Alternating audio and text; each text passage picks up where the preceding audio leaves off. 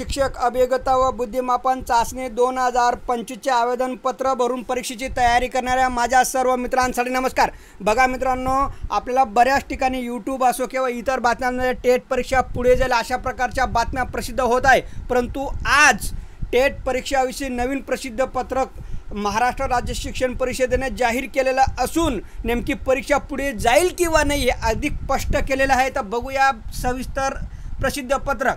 बघा या ठिकाणी हे प्रसिद्ध पत्रक दिलेलं आहे।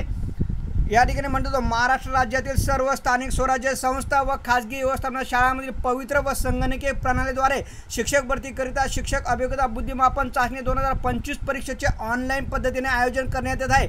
परीक्षेबाबतची अधिसूचना महाराष्ट्र परीक्षा परिषदेच्या या MSCE.पुणे या संकेतस्थळावर दिनांक 25/4/2025 रोजी प्रसिद्ध करण्यात आले। सदर परीक्षेचे ऑनलाईन आवेदनपत्र सादर करण्याची मुदत 10/5/2025 ऐवजी 14/5/2025 करण्यात आलेली आहे। तसेच ऑनलाईन आवेदन शुल्क भरण्याची मुदत सुद्धा दिनांक 14/5/2025 रोजी रात्री 23:59 पर्यंत आहे।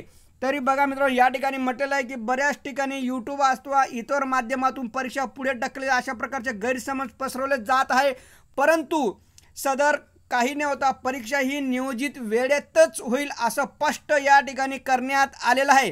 तेव्हा सर्व मित्रांनी आपल्या परीक्षेची तयारी अशीच चालू ठेवा। परीक्षा ही दिनांक 24 मे 2025 ते 5 जून 2025 याच दरम्यान घेण्याचे नियोजन आहे असं स्पष्ट करण्यात आलेलं आहे। परीक्षा पुढे गेलेली नाही। धन्यवाद मित्रांनो।